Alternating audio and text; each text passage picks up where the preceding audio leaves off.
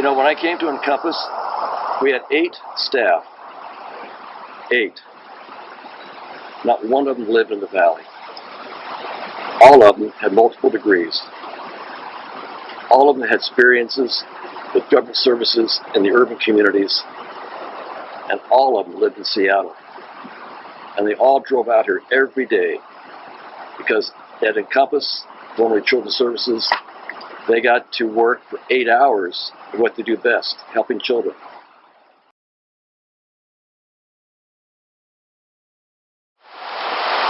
The programs that we developed at Children's Services in Snow Valley usually involved children that had deficits, they had disabilities, they had learning disorders, they had disruptive family life. And 25 years ago, a short time ago, those were all subjects that were pretty much taboo. You didn't talk about them in public. You certainly didn't want your child exposed in that way to the public. And so we didn't advertise. We didn't do an awful lot to talk about who we were.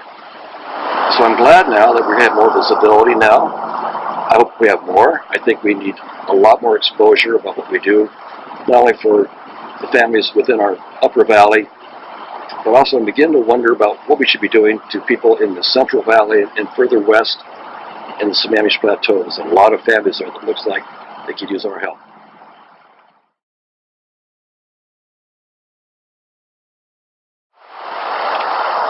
Donating to Encompass can either be just a check that you write, or it could be a lifestyle that you embrace. I chose the latter. I became involved with Encompass because it looked like an opportunity for Weyerhaeuser to be of help. And I realized that it was much more personal than that. And people who get involved with Encompass today can't help but identify with the work we do through experiences that they've seen in their own families and with their own neighbors and within the community around them.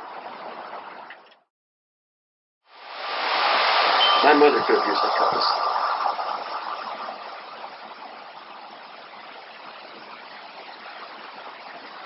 She was 42 years old when she died.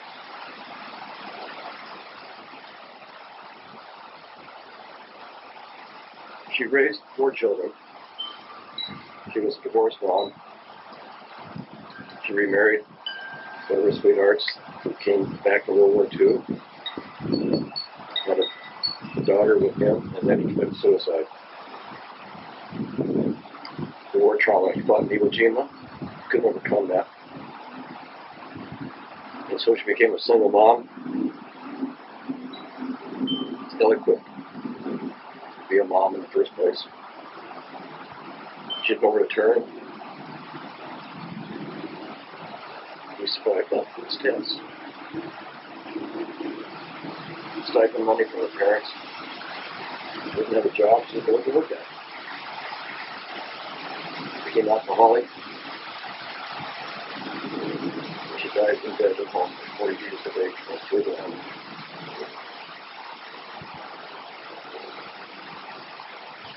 There are families just like ours everywhere. And with Encompass, my mother would have come through the same surgery. She didn't know where to turn. There were no places like Encompass in those days. If you thought back in the 90s, it was taboo to talk about children with disabilities.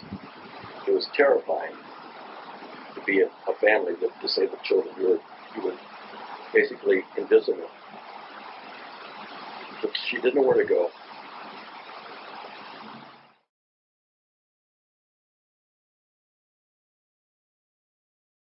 But I think Encompass is unique in that we have teachers, specialists, highly educated, highly trained, recognized by the state and by national organizations that are the best of the best. And we get young people to realize that they're educable, that they are smart, that they have worth. And individually, one by one, they will grow up become self-supporting adults.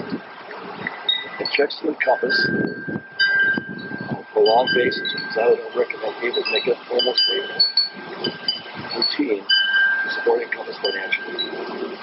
It's easy to see the benefits occur right before your eyes.